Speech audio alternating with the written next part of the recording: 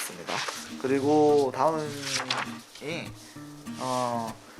이분이 종합소득세 성실신고 사전 안내 대상자가 대상자 우편물을 받으셨나봐요.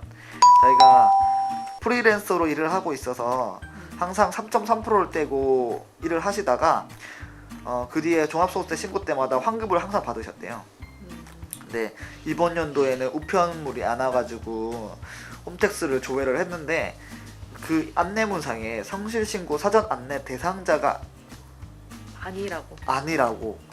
아니라고 뜨는데 왜 그렇게 뜨는지 알 수 있을까요? 라고 말씀을 하셨거든요. 성실신고 사전 안내 대상자는 그 성실신고를 이제 성실하게 하라고 미리 안내를 해주는 거예요. 그렇죠. 말 그대로. 네, 말 그대로. 그리고 성실신고 사전 안내 대상자가 아니라고 하는 거는 이때까지 신고를 제대로 하셨기 때문에 나오는 안내문이가 오히려 이렇게 뜨시는 게 더 이제 안전하고 이제 괜찮으신 거죠.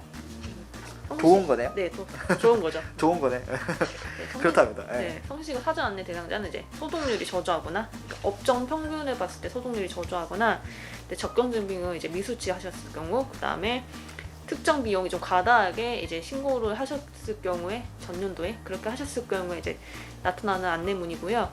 그렇기 때문에 이런 대상자가 아니라고 뜨는 거는 내가 신고를 이때까지 성실하게 했구나라고 알고 계시면 될 것 같습니다. 그러니까 국세청에서 그 업종별로 그리고 사업장의 이제 적격 증빙들 이런 것들에 대한 자료들을 다 파악하고 있기 때문에 요즘에는 이런 게 그러니까 국세청에서 피드백이 바로 그러니까 그 신고할 때쯤 피드백이 되는 거기 때문에 이런 부분에 있어서 내가 지금 사실은 당장 아니라고 하지만 그래도 이런 뭐 적격 증빙이나 소득률을 한번은 확인해 보시는 건 좋아요. 그죠? 네. 근데 이제 진짜 사업이 내가 안 돼서 소득률이 낮을 수도 있지만 이게 소득률이 낮다는 거는 내가 벌어들인 거에 비해서 쓴 게 많다는 거거든요. 그죠. 그러니까 실제로 사업이 안 돼서 그런 걸 수도 있지만 혹시 내가 뭔가 매출 누락 그 국세청 입장에서 소득률 조절하는 거는 매출이 누락됐다는 거 판단을 하는 거기 때문에 네.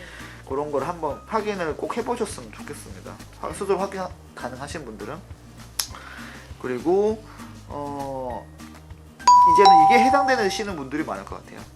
이번 연도에 코로나로 인해서 10월 한 달 소득이 100만 원도 채 안 된대요. 이제 아마 소득이라고 표현하셨으니까 이익을 말씀하신겠죠. 이익 매출보다 저는 그냥 남는 돈이 100만 원도 안 되는 것 같다고 말씀하시는 것 같은데 중간예납을 꼭 신청해야 되냐고 납부를 꼭 해야 되냐고 말씀하셨네요. 납부를 꼭 해야 되냐고.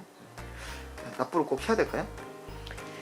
올해도 코로나로 인해서 좀 더 이제 납부 유예가 좀 더 쉽게 됐죠. 많이 받아주시는 추세예요, 세무서에서. 그렇기 때문에 이제 전년도에 비해서 매출이 이제 감소하거나 하셨던 분은 이제 납부 유예를 신청하셔가지고 하시면 납부 유예가 가능하세요. 납부 유예는 최대 9개월까지 가능하시니까 납부 유예 신청하셔서 지금 당장 납부를 안 하셔도 됩니다.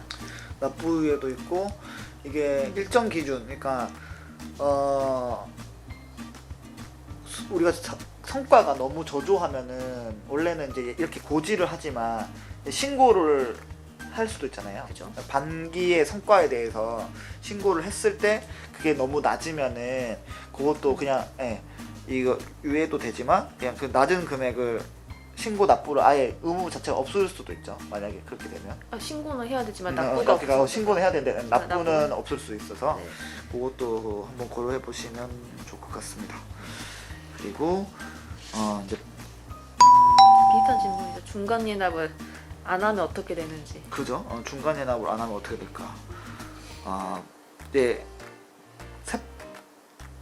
세법에서 세무 국세청에서 부과하는 나라에서 부과하는 의무를 하지 않는다는 거는 항상 뭐가 따라붙죠? 제재나 가산 그런 게 따라붙는데 마찬가지로 중간 예납도 이제 고지분이지만 뭐 어떤 이유로 막론하고 그거에 대해서 의무를 이행하지 않았을 경우에는 이제 가산세가 발생을 하잖아요. 가산금이 발생하는데 그게 이제 3%로도요. 중간 예납세액의 3%. 그거는 이제 지금 가산세, 가상금, 가상금은 가산세랑 가상금이 사실은 조금 달라요, 여러분. 그러니까 그러니까 우리가 생각했을 때 가산세나 가상금이나 그냥 뭐 세법상에 대한 제재. 네. 그런 의무로 이행하지 않는 거에 대한 제재는 동일하긴 하지만 이게 가산세, 가상금은 조금 다르긴 한데 일단 여기서는 대략적으로 거의 비슷한 동의어라고 생각하셔도 무방할 것 같긴 합니다. 그래서 어쨌든 중간예산세를 납부하지 못하면은 가상금 3%가 붙는다는 거, 그거를 유의하시고, 방금도 말씀드렸지만 만약에 성과가 너무 좋지 않아서 내가 납부할 여력이 안 된다면 신고를 통해서 납부를 하지 않으시거나 아니면은 세무서에 납부 유예를 신청을 하셔서 그 납부 기한 자체를 연장을 하시는 게 좋을 것 같습니다. 네. 그 다음 질문. 이분은 기시네요.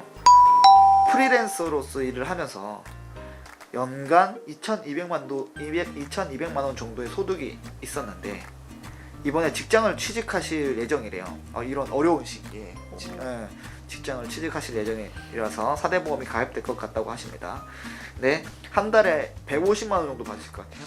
그러면은 내년 종합소득세 연말정산에는 어떠한 영향이 생길지 알려달라고 질문을 주셨습니다. 이거는 아까 근데 그것도 비슷하다, 그죠? 그 사업 근로소득이 있다가 이분은 아까는 사업소득이 있으신 분들이고 네. 지금은 사업소득이 있다가 근로소득이 있으신 그러니까 네. 이분도 마찬가지로 같은 해에 만약 2020년에 이게 이루어진 일이라고 한다면 2021년 2월달에 연말정산을 하고 그리고 2020년 5월달에 종합소득세 신고를 하셔야 되는 거죠. 네. 요것도 동일합니다. 근데 이제 근로소득자일 때랑 사업소득자일 때랑 이게 좀 다르잖아요. 소득 공제나 이런 것들이 좀 달라서 그런 세부적인 사항들에 대해서 좀 다를 수 있습니다. 요것만 염두에 두시면 될 것 같습니다. 네. 그리고 우리가 이제 마지막인가요? 네, 마지막 질문 한번 해주시죠. 참 난감한 질문이네요. 아시는 분이 종합소득세가 650만 원이 나왔다고 하는데 소득이 얼마 정도가 되어야 이 정도 나와야 되는지 궁금하대요. 근데 이게 참 말씀드리기가 애매한 게 일률적으로 말씀드릴 수가 없어요.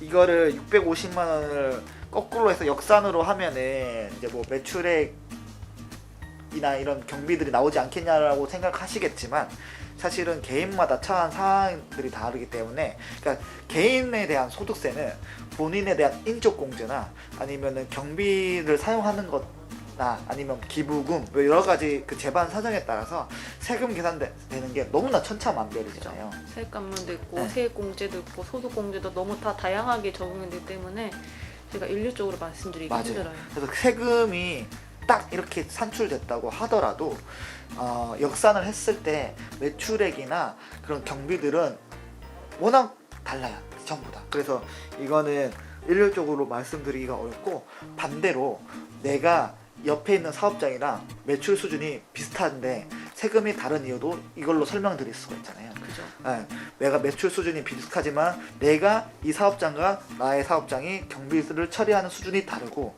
그리고 내가 이분과 내가 소득공제를 되는 것도, 내가 부양가족이 많으면 당연히 소득공제가 많이 되니까 네. 세금도 낮게 내는 거고, 마찬가지 세액공제도 마찬가지고. 그래서 이런 것들은 일률적으로 말씀드리기는 참 어렵다, 이거를 말씀드리고 싶네요. 그래서 오늘은 이렇게 종합소득세 Q&A에 대해서 한번 알아봤고, 우리 다음 시간에는 좀 더 유익한 시간이 될 수 있도록 주제를 선정해서 또 찾아뵙도록 하겠습니다. 감사합니다.